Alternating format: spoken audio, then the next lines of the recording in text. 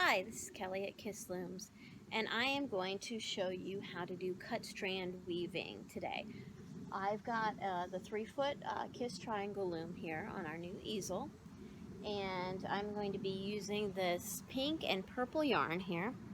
This purple is a Luxe Fur yarn from Lion brand. It's actually a discontinued yarn that I got in a mystery yarn box recently. And then this is a Lion brand Heartland, I think it's called. Yeah, Heartland pink yarn. I know some of this, because of the purple I'm using, is going to be a little bit harder to see. So I may cut into this video with some different yarns shown on a smaller triangle to do close-ups as well, so you can see better what's going on. So the first thing that I'm going to do, because this one is for my daughter, so that's why I'm using the pink and purple, is you determine how long you want your fringe to be. So I've got about this much here. I don't know, it's maybe 5 or 6 inches. You can make it however long you want. You might find that you end up with some pieces that are shorter than others, where you maybe need to trim, or you can even just leave it too. So, but you're going to hold the two pieces together, tie an overhand knot for however long you want the fringe to be. Now the first thing we're going to do is we're going to place this knot straddling the very bottom corner peg. So we're going to go around there. I am keeping the pink to this side of the loom and the purple to that side of the loom, because I want my pink to be that first strand so I can see it a little bit easier. And you're going to come up here and you're going to put the yarn around this top corner peg. Now I've already tied the knot here, but normally what you would do is you would measure this length out here, measure your fringe, and like I said, I've got this one a little bit shorter here accidentally, but and so measure that out versus this, and I'll show you on the other ones. And put this up here straddling this corner peg.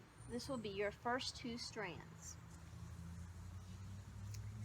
So for your second spot of yarn, you're going to take and measure your fringe length. You're going to tie that overhand knot in the end, and then again you're going to straddle the second peg over on this side. Again, I've got the pink to this side, the purple to that side. And you're going to take it up here, and you're going to put both pieces of yarn to this side of that second peg and around it, and then come across here on the top of the second peg. Measure your fringe out. This is more what it should be right here. But we're going to need to weave in these strands. So what we're going to do is take our crochet hook. I'm going to take the purple and I'm just going to set it over the top here to the side. You can even put a little clip on here as a weight to help keep it out of the way. So I am going to go over the pink strand, that's the first one, and under the purple strand. Grab this yarn and pull it through. Doesn't matter where you pull it through, as long as you bring that pink yarn back to the top of the second nail down. Now I'm going to go with the purple strand, and this is where again you could use a clip and change it from one strand to the other just to hold it taut. But again, I'm going around this side of the second nail over, and I'm kind of just holding this out of the way. I'm going to go under the pink strand, over the purple strand, under the pink strand, and grab that yarn and pull it through. And put it back. It will be going on the underside of the second nail. So these will be straddling the nail to the side here. Once you have that done, don't pull it too tight because you don't want everything stretched tension-wise here. But you're going to tie another overhand knot.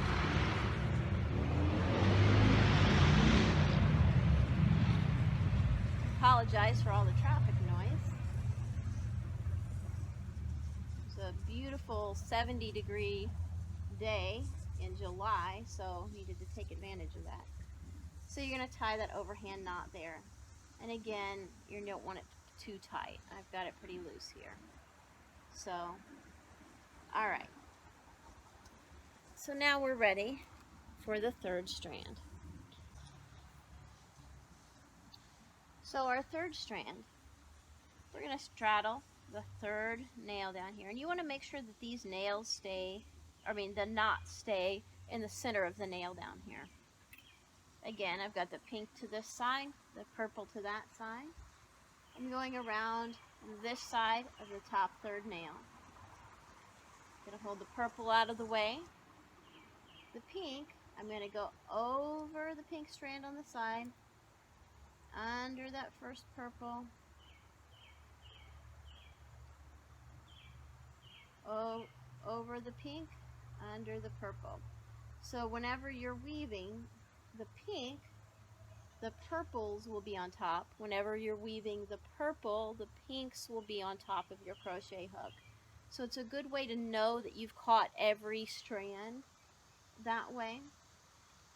I'm going to do the purple, so the pinks are going to be on top. So I'm going under the pink, over the purple, under the pink, over the purple, under that pink that I had just put on here. I'm going to scoot this up just a little bit. I'm straddling the third nail down, purple's on the bottom, pink's on the top, and I'm going to do an overhand knot.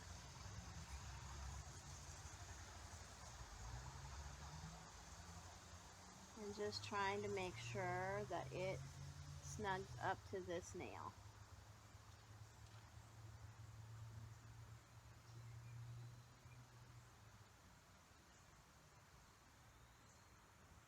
And because of the way you're doing that knot, it kind of allows you to have a little more slack in here because you're tying it that way and trying to push it up against the nail. So it kind of builds its own slack in there, which is really good. So I'm going to leave it here for just a moment, and then I am going to try to get a close-up in here for you. Okay, so again, I'm going to measure the length of my fringe here.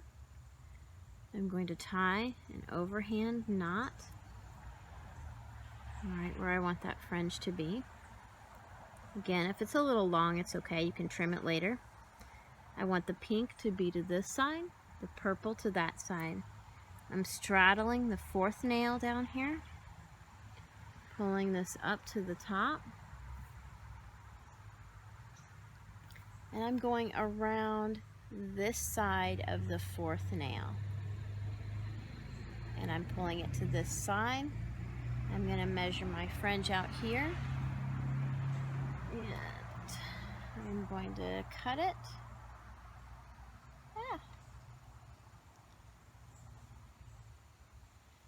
To the right size here.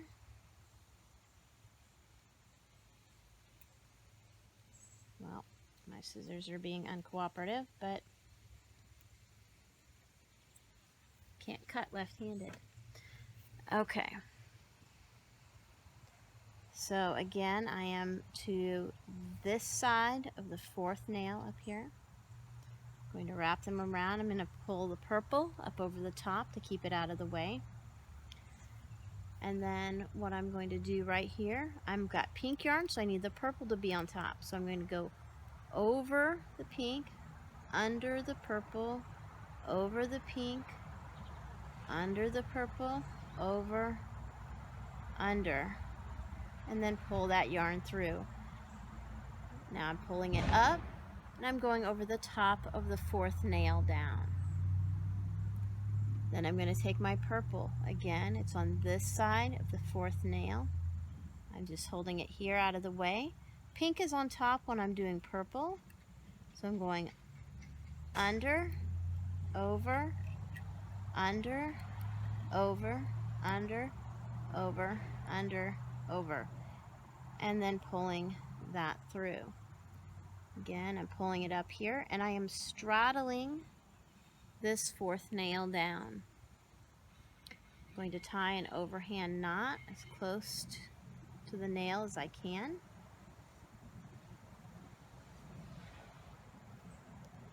Making sure to pull on both the purple and the pink strand to get that knot in the right place.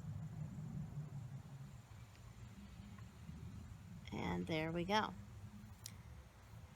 And this pink will lay on top because that's the last overs that are the unders that we did. And when we weave the pink in, that purple's going to sit to the top.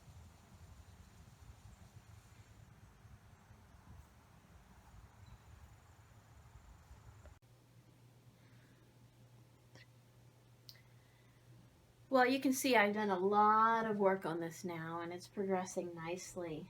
This kind of fuzzy yarn is actually working in here quite well. It's not snagging up or anything, so I'm really, really pleased with it.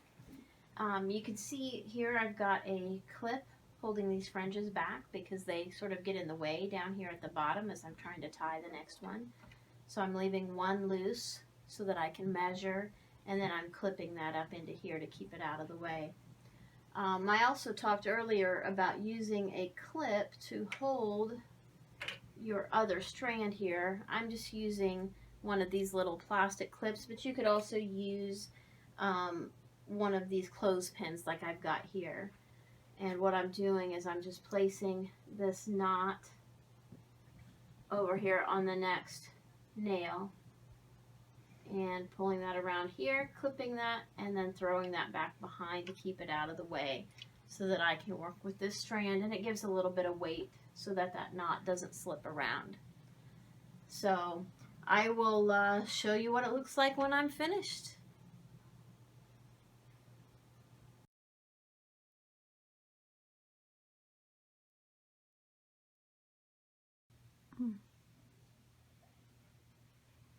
Okay, now I'm ready to do the very last strand in here. It's going to be super tight, but I think it looks better to do this last strand. You could leave it if you wanted to, and I'm sure it would be fine. So what I did for this one is I actually took the yarn right here, and it does not go over a top nail. It just, like your first strand that you put on, it's going to go right along the inside length of these nails.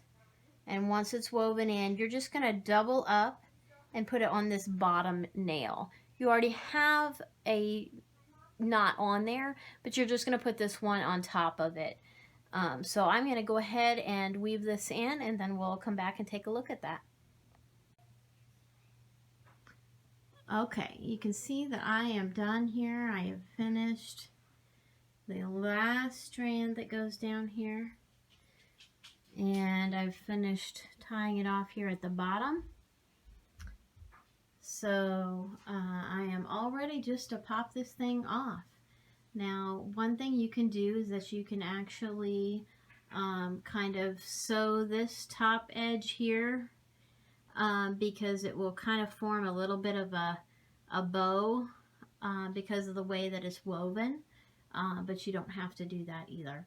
I'm just going to go ahead and take mine off, so I will show you a picture of what that looks like when it's done. And you can see I also need to kind of maybe remeasure my fringe and trim up, especially there at the bottom, and just kind of make sure everything looks pretty even. So I hope you like it, and I hope you enjoy doing cut strand weaving.